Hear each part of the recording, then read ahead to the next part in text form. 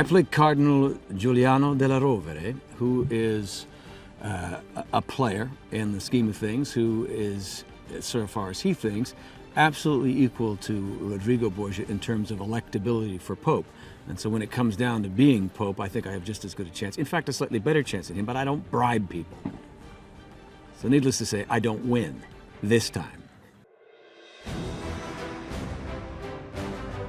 The previous Pope has just died, and it should be said that the previous Pope only got his job because the last time we voted for a Pope, both Borgia and Della Rovere said, okay, listen, we're going to split the vote. You get 10, I get 10. So we're not going to win conclusively, hands down. So why don't we both go for this idiot, because he's going to die soon, and then we can start this process over again and we can win some people over. Okay. So they called a truce.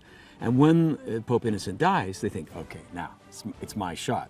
And I am, of course, well, I'd like to say a good guy who believes in the right way to do things.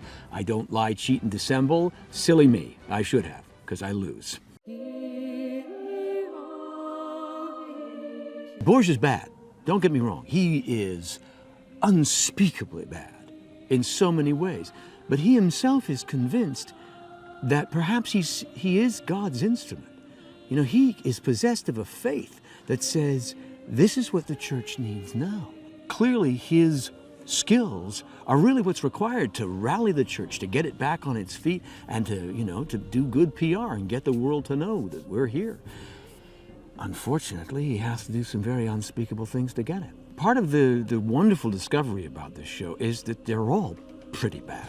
Or that in order to get stuff done that you believe is for the right reasons, you've got to do some crappy stuff. And I just happen to believe that my stuff is less crappy than his.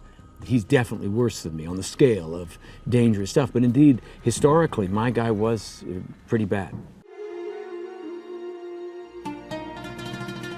Well, Jeremy Irons plays Pope Alexander VI, formerly Rodrigo Borgia.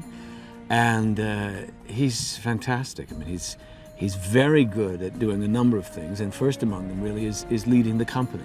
So he's definitely the leading man, and we can, you know, we defer to him, we're all very gracious, but he's fun and very well prepared. He's magnificent at being able to, you know, to switch instantly from one to the other. He's a little bit frightening as an actor.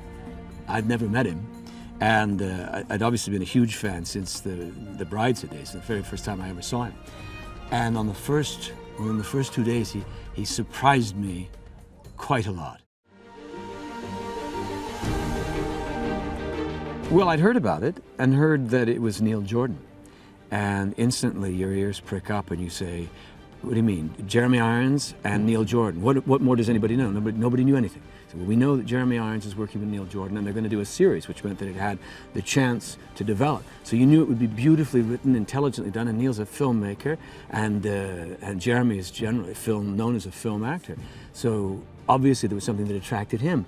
So the rest of us flocked. You know, he just lined up and said, please, please, please, can I be part of this?